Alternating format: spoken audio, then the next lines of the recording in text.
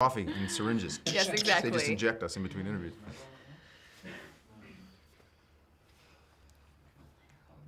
Cards rolling. Yep. Okay. Good to go. So guys, welcome to Sydney. I mean, how are you enjoying your stay so far?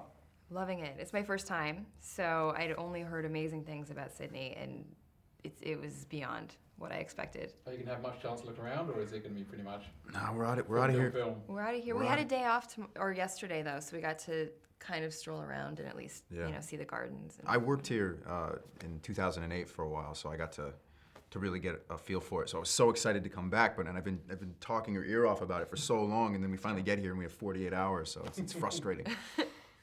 And obviously, you're both newcomers to the franchise. Yeah. So how was it stepping in as the new kids on the block? I don't know, it was fun. We just kind of got thrown in there, so there wasn't really time to like sit and process it. It was just kind of like, okay, now we're off, we're going. You know, here's the training, here's the movie, here's the people in it. You know what I mean? Go. So there wasn't really a lot of time to have it sit. Yeah. And some pretty cool people in there you're working with, like The Rock and Bruce Willis. I mean, Yeah, I've heard of them. I think I've heard of them. How was it working with those guys? They're amazing guys. Yeah, they're fantastic. I mean, you never know what to expect, especially with celebrities of their caliber. You know what I mean? And you have no idea. But at the same time, when you're with them, like, there's none of that. You know, I mean, we both grew up like worshiping Bruce and watching all his work, and Dwayne as well. He's been, doing so much work, even from when he was just a wrestler. He's, these guys are so famous. But when you get to work with them, after 20 minutes, they're both such good guys, and they're both ridiculous, like goofball idiots in the best possible way. So they you just become have your these, buddies, like in 5 minutes. You just have these new friends that you're, making jokes with. So. And it was, I guess working with guys like that in action scenes, was it quite daunting knowing some of the stuff that they have filmed, and you're now picking up your replica guns and it's true. jump in there. A little nerve-wracking. You're like, okay, I have to live up to this. Yeah, I have to watch the movie in 10-minute increments because it's like the second my face pops up next to either of these guys, it's just too weird. I can't handle it. I mean, how do you enjoy shooting the action scenes? Because there are a lot in the movie, and you're both involved with them frequently. I mean, how do you enjoy? I mean, I love that stuff. It makes me so happy. If I wasn't an actor, I'd want to be a stunt person. Seriously, the adrenaline rush is so fun. And when we made this movie, we really wanted to refocus the feel of the franchise. We wanted to kind of make it a little bit grittier and dirtier, and kind of move away from CGI as much as possible and make it more tangible. And when you do that, you have to take a lot more risks when you're making the action sequences, because they're a little bit more dangerous. And we all got hurt popped a at some couple point. times. Yeah, just battle wounds. They're good stories. Yeah, there's plenty. It saves on the makeup. Yeah, exactly.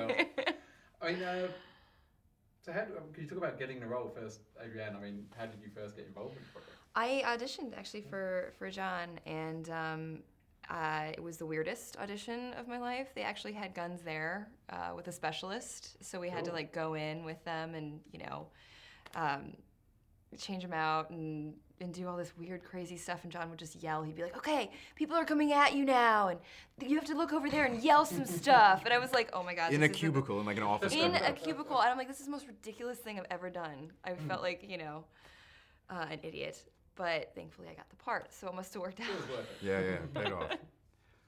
And how about you, DJ? I mean, Similar thing. I had, I think a little bit earlier on, it was kind of a different version of the movie, and I auditioned for John for a part, and then just went into meetings, sitting down and talking about G.I. Joe and what the movie was going to be, and my phone rang again, and they let me come play. So.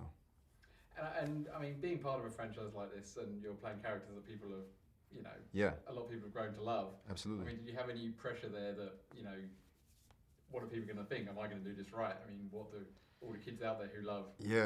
I'm one of them. People. So yeah. I know. I think. So you're hard on yourself after that every day. Yeah. I'm like, damn it, where's my beret? But I think the good thing about it is John Chu is relatively close to the same age as we are, and he grew up with G.I. Joe close to his heart, just like I did, just like you and your brother did. But he's like the biggest fan I've ever met. Yeah, he's so we really, being faithful to what it is was a big part of the flavor of this movie that we wanted to make. So we never really worried about it because we were just too busy doing it. And we knew we were in good hands. Yeah. So John was a good director to work with? Oh, John was the best. He was fantastic. He was very collaborative and had a very strong vision, but just open and awesome, and it kind of felt like you were working with your friend. You know what I mean? There was That's never exactly that what it level of was. like, you know, there was never that Pressure. battle or pressure or, you know. He trusted you to take your ideas and do to it. And I also think he's got impeccable taste.